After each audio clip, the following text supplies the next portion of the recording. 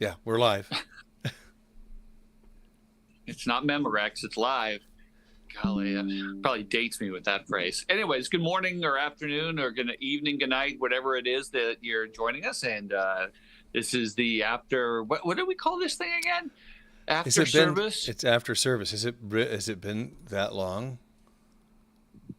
Feels like it. All I don't right. know. What's it been? 3 weeks? 4 weeks? It's been a while, Yeah, I'm you trying to know, but remember. I was gone for yeah, two weekends. Um, yeah, I don't know. It's been a while. At least 3 weeks. At least 3 weeks. So, anyways, I'm glad you're joining us. And on this cloudy day here in Oregon. And yeah, it's nice to starting to feel like the weather's starting to turn a little bit to fall. yeah. It was. There's a little bit of rain, 75 degrees. Sam and I were outside this morning as he Yeah. was waiting for the bus that never showed up. Um, Oh, it's all right. First day of school. first day of school. Why should the bus show up on time? It didn't show up at all. Um, well, it may have shown up, but anyway, it was just like, oh, this is like perfect. I Perfect. had a light jacket on, which I didn't really need, but it just kind of felt good to put a light jacket on. Hmm. And yeah, I was telling Vanessa, like, I think if I could pick my favorite month, just in terms of the weather and level of light and stuff, it'd be September because it's warm, but not hot. We're not to September yet, but this is September weather. Um, the only thing I don't like about it, and I know you relate to this, is that we know that we're crawling slowly into the dark times. And, Yeah. it's hard to get Which is excited what about happened that. over September. Yeah. Because it's similar, right? So that's actually more light. It is a little less warm, but oh, you're heading to the light. Yeah. Yeah. I like the fact that it's dark. I mean, I woke up this morning at 5 and it was dark outside. And I'm like, I like the time of year when it's light at 5 in the morning. I really True. kind of enjoy waking up to that. But I also kind of like it when it's dark at like 7:30, you know, Hmm. which seems kind of See, weird, but yeah, I want it light at 5 a.m. and 9 p.m. yeah. Well, the advantage Just of love. working on the cruise ship work in the Caribbean was that the sun rose at like 6 and the sun set at like 7. And because we're so close to the equator, it was year Every day. round, never varied. Yeah, it's true. I suppose that would get boring. It'd get boring. It does. Yeah. Ultimately, you're like, I wouldn't mind some weather or just some seasons, just some understanding that outside of somebody putting up a Christmas tree that I know that it's winter because the weather is That's not, there's no cue. Yeah. that's true. It would be nice. Yeah. I just like winter to be shorter. That's really, a week of snow, 2 months of rain, and okay, now back to summer. Yeah. Or just September, 9 months of the year. Oh, sure. Yeah, and the rest of the time like this. That'd be great. Yeah. I'd be open to that. Anyway. Anyways, we should probably talk about the service. Yeah, it's so nice having you both up there and enjoyed hearing you on the bass. You did great. I know that you're not as confident on the bass, but you did great. Oh, I just haven't done it since before the pandemic. Oh, really? Yeah, if folks listening, you may not remember Alex, the young man who was helping lead worship and just a very talented young man. And so he would sub in, give me a week off, and I'd show up and I'd just pick up the bass and sing backup. And it was really very freeing. And that's kind of how it felt this Sunday, although I didn't know the songs as well this Sunday, which just meant that I spent a lot of time like fumbling for the bass notes, but it's fun, and yeah, it's nice. I'm very grateful to have, to more frequently have a Sunday off, because otherwise it's working 6 days a week. And that means that Saturdays are so chock full of trying to cram in like family stuff that Yeah. you don't really get to You need relish it. Yeah. Yeah. So Well, let's yeah. talk about the service, the message, the two me's. Two me's. Yeah. Yep. Yep. Talked about, we're in Ephesians chapter 4, around 20 to 24. It's the, it's an image that Paul has used multiple times, where he talks about putting on Christ and taking off the old person. My point was just simply that when we look at that text, I made the argument that those are what's called indicatives, not imperatives. That is, that they're describing a reality that's occurred to you, not something that you must do. It's not a command. And I mean, I don't know if I need to go back through all of it, but the point is that the Christian life is lived in this kind of life between one that's a real you. It's a really you that's this. It's the old you. It's the dead you that does the sinful stuff, and then there's this fully created, completed person that God has made, that's righteous and holy and looks like Jesus. And it's not so much that you have to make this new you, this good you. It's more of, it's moving on you, and you're struggling because the old one's not dead. It's dead, but it's fading and it's still there. There's so much more to this concept, but this is the fundamental way that Paul looks at the post coming to Jesus framework of how to live your life. It's not about command so much as these two identities. There really are two yous, and one's coming and the other one's fading. I don't know. It's hard to explain all that. Well, I think there were a lot of things that popped into my head during the sermon, and one is that it's kind of indicative of our tension of being not of the world, but in the world, and looking forward to heaven, that, we're not where we want to be. We're not in control. We want to separate ourselves from from the world that we're in, and yet we still are called here as disciples, and to bring Jesus to people. It's like we're running away while we're being pulled back, and it's like, well, it feels contradictory, and it's the way I was thinking about it was when I was a teenager and had my permit. And there was this old blue pickup that was going to be mine, but I couldn't drive it. Right? So it was just like there. I knew it was going to be mine, and I was excited about it, but I couldn't do anything about it. There was nothing it was just, so it's like this promise that is going to be fulfilled.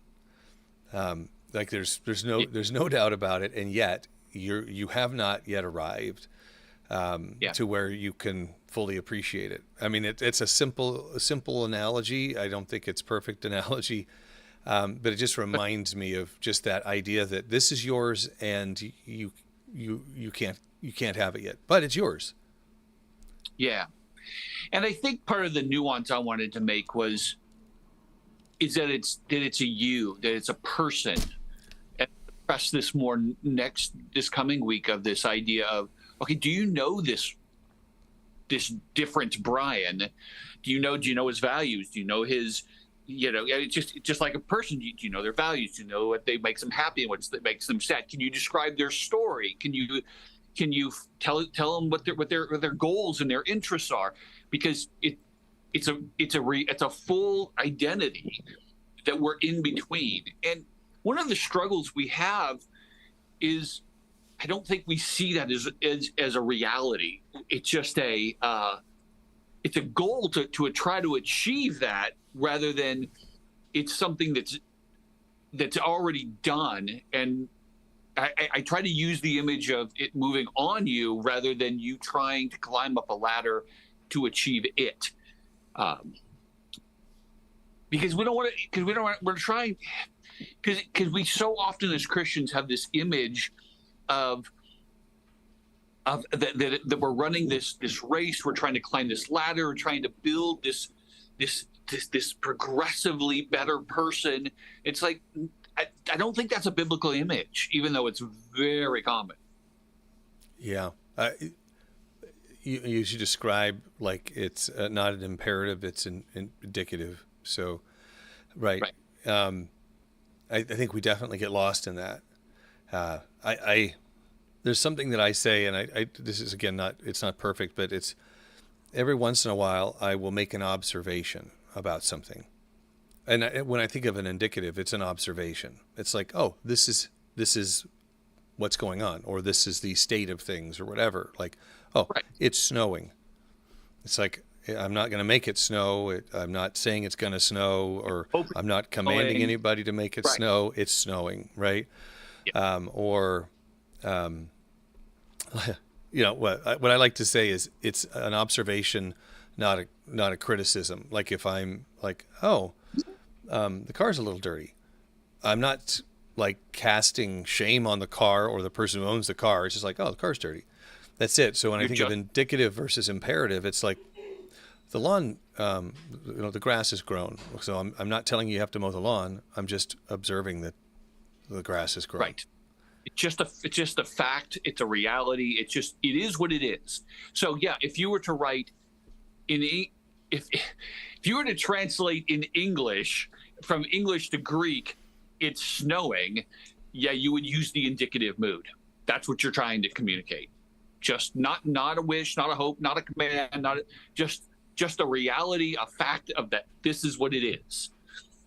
Yeah. And then it's an aorist, which is another nuance, which is just simply describing an event in its totality. It's not saying that it has happened. It's not saying that it will happen. It's not saying that it's in the progress of happening. It just says it's happened. It doesn't say how it's happened. Doesn't say when it's happened. Has no relation to time at all, or the process in which it got there.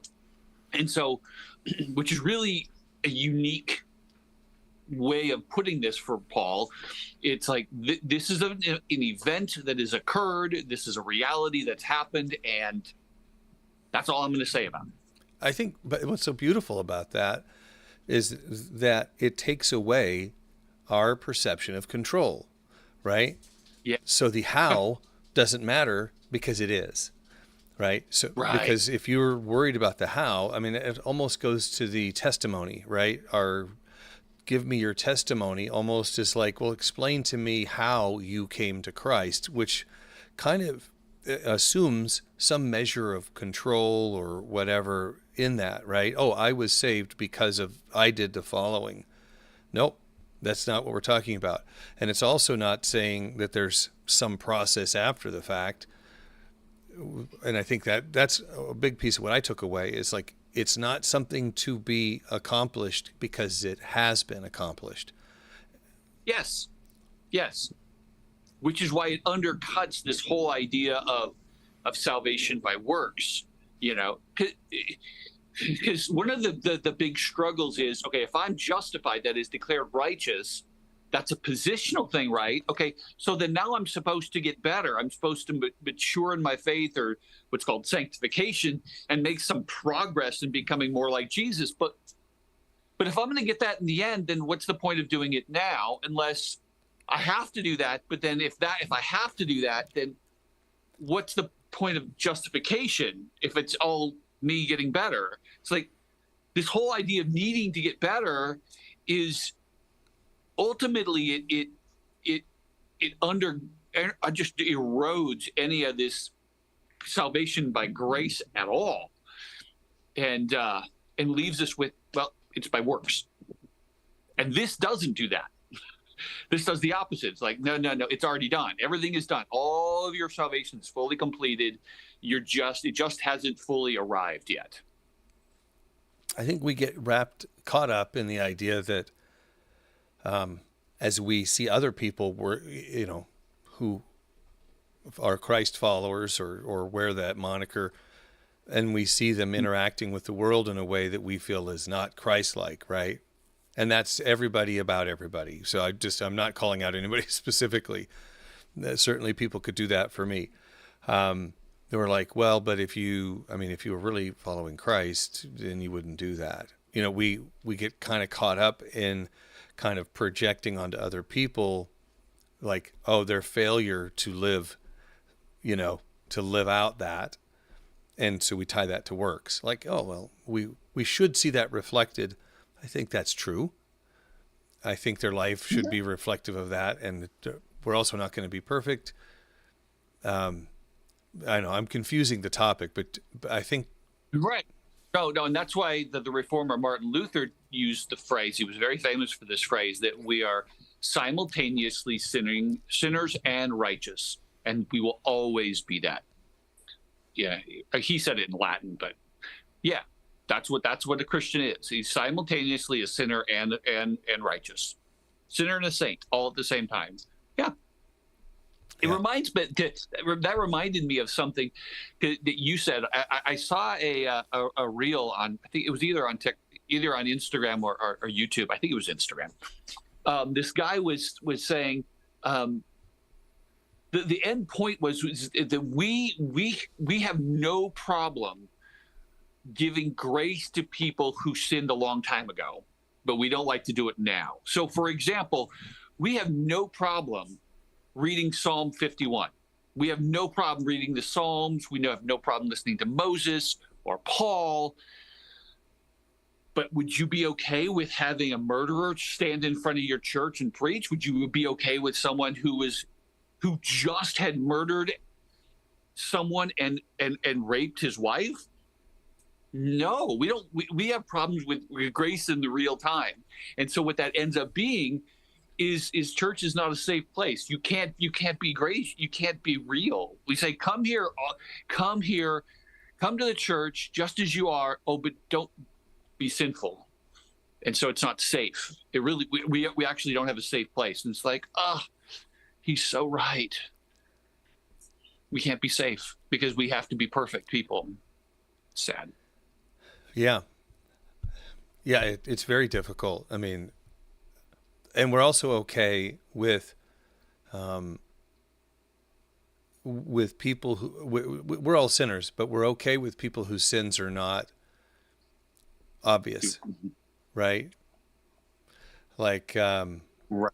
if I can see your sin, if your sin is obvious to me, or that you are so vulnerable as to allow us to understand your sin, then Right. then wait a minute, you know.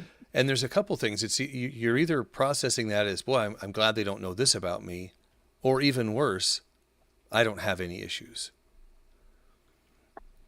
I think sometimes people do both. Yeah. Yeah, they're like, they don't really see we really don't see how deep our sin really is. And that leads us to saying things like, well, I'm glad that's not me. Like, yeah, you are. Yeah. You know, and I'm going to talk about, I talked about this last week and I'm going to talk about it again on Sunday is, you know, one of the things we need is we need other people in our lives. And because that's the context of the entire passage we're at. But one of the things that we need is we need people in our lives to point out our sin. And one of the best ways you can have that happen is in counseling. If you get a good counselor who will call you on like, why are you thinking like that? Does that match up with truth? Really? Is that because we don't see it? We think rightly until we don't think, till we realize we don't. So Yeah. we need people. And that I've come to think of as counseling is just really good, this really focused discipleship. Yeah. That's what I think it is. Well, and you know that phrase I was using, it's an observation, not a criticism. I think that's something that counselors do really well. Is, you know, Vanessa's counselor called her out last week on a relationship that she has in her family that where she doesn't have a lot of grace for the person, and the counselor was like, it's interesting that you have a lot of grace for the people that you work with who are really challenging people. You work with, you know, work with all people who've committed crimes, like really heinous crimes, and that you have grace for them, but you don't have grace for this person. And And it wasn't a judgment or anything. It was just like, I just going to It's point been- you back to look at this real quick. And does that make sense? And I think that's what the Holy Spirit is like. Honestly, I think that's the kind of the voice of the Holy Spirit should be in our ear. Like, you see what you're doing there? Yeah. Just to point it out. Hey, by the way, you're that doesn't quite match. But we don't see that. We don't see it, do we? Without somebody pointing it out. Right. Yeah. We can't without looking in a mirror. We don't see ourselves. It's like when somebody shows you a photo of yourself that somebody took when you weren't aware, and you go, I don't look like that. Oh no, but that's what I look like to everybody else. Like we are not good observers of ourselves. And all that photo is it's a non-judgmental reflection of you in the world. And that's really what a good accountability partner is like, you said, like, Vanessa and I'll do this with each other, right? Where it's like, I'm not going to eat I'm not going to eat sugar this week or whatever. 3 days in, they're like eating a cookie, or I'm eating a cookie and going, I thought you weren't going to eat cookies. No, I'm not telling you can't do it. You're an adult. You get to make choices, but is it helpful for me to point out that you weren't going to do that? And sometimes that's all you need to kind of go, kind of reset. Oh yeah. Like, yeah. Oh, I thought you were going to run every day this week. Yeah. You know what? I'm going to go for a run. Thank you. And we need that voice from outside of us. We have to have it.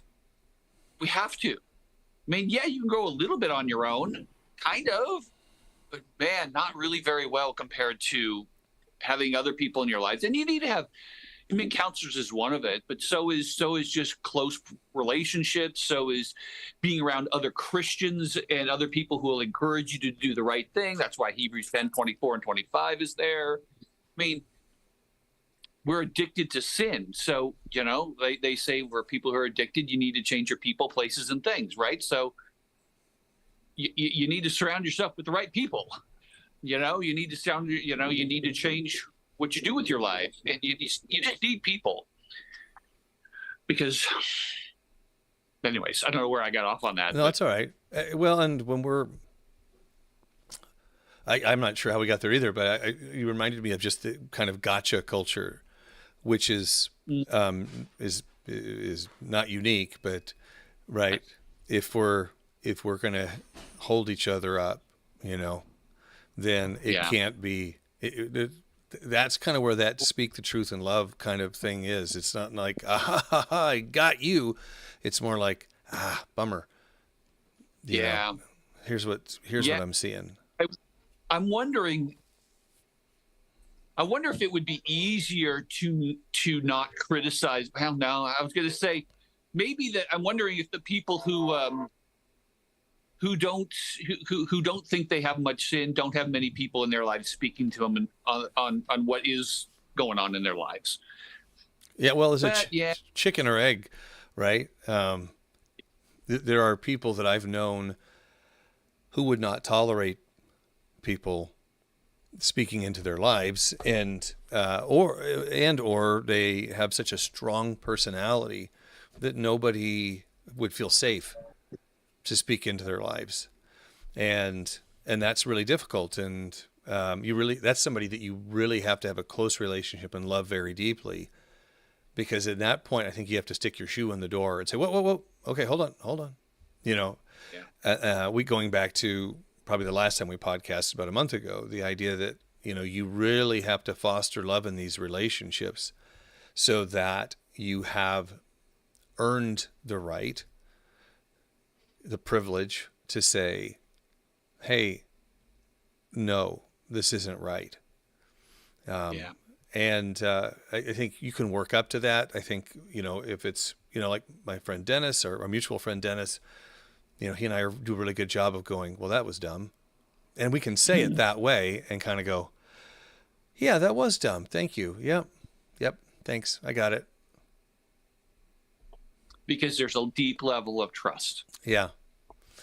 So, I mean, we probably should bring it back to the two me's kind of piece, because we went a long way. Two realities. Yeah. yeah, it's something to think. Going back to that, I'm totally jumping subject back again. It's just, that is something to really think about, the death and resurrection, that we've died with Christ and we've been raised with Christ. And just that reality has occurred to you. There was one thing you just reminded me when you had the jacket illustration. For those who haven't seen the sermon, the idea that there's this jacket over here that represents who we are, and not yet are. I'm not describing it very well. And the eternal me. Yeah, and the idea that we keep kind of going back to that other our old jacket, and I think we are so anxious or longing or whatever that word is to get to that eternal me, that we'll go back to our old jacket and see if there's some way we can fashion it into the jacket that we want to be wearing. I think that's a lot of how we are manipulating the world in a way, or trying to control, we crack it. Yeah. Yeah, we do. There's a lot of energy we spend. A lot of energy putting on a mask of, I'm actually okay. I'm really doing all right. Yeah, we do. Yeah. We're trying to put lipstick on a pig. Yeah. Yeah, we do. Or sometimes we're trying to create our own jacket that's not Jesus's jacket. Yeah. And I don't think we realize we're doing that, but we do. You described it, I think, in a way that was almost like, I don't like the jacket that you want me to wear. But if you're okay, I'll wear this jacket because I think it looks better on me, or I like the color better, or whatever. Yeah. It's a little bit of, God, I think you have an idea of what's best for me. However, listen to me for a second here. Give me, what about this jacket? On my terms, says God. Yeah. My terms. It's my way. It's not your way. And you need to surrender to me so that you can truly be who you were supposed to always be. Which was a piece that I talked about. That eternal you is the real you. It's the you that, as James puts, it's the natural you, the you that was always supposed to be there, that's not marred by any sin or life, that's just as you're supposed to be. So it's still your personality. It's still Brian. It's still my quirks, but it's a me that perfectly reflects God. It's just like Jesus would be. Yeah. Identity. That's just thinking about that as an identity. That's what I really want you to think about with that, was the identity, and that it's not something you have to move to. You don't have to create it. It's more of just put it on. And once you put it on, it's like, okay, now act like this. I mean, this is you. This is you. Which, I don't like to get super, psychological, but, they talk about, building an identity. They talk about creating who you want to be. Well, there is a person I am supposed to be. Well, be that person. Think, who is this guy? Form that identity. That's the identity that God wants for you. Still a complex topic. I hope the way we've discussed it today has been useful to folks. And I'm sure folks will let us know. If I want to encourage you, I know we need to go, but if I want to encourage people to read a book that's about this, that kind of talks about it, it's called Justification by Faith, A Matter of Death and Life, by Gerhard. It's basically spelled Gerald Ford, Ford-A with an E. That would be a good book. It's deep. It's difficult reading. It's not a long book. It's a very short book, but it talks about that the Christian life is about dying with Christ and rising. So, same idea. Okay, that's it. Okay. All right. Well, it's good to be back, and school started. Maybe that means we'll start a new rhythm of weekly podcasts. So thanks for hanging with us. All right, you guys have a great week. This is just the point where we stare at each other awkwardly. And close.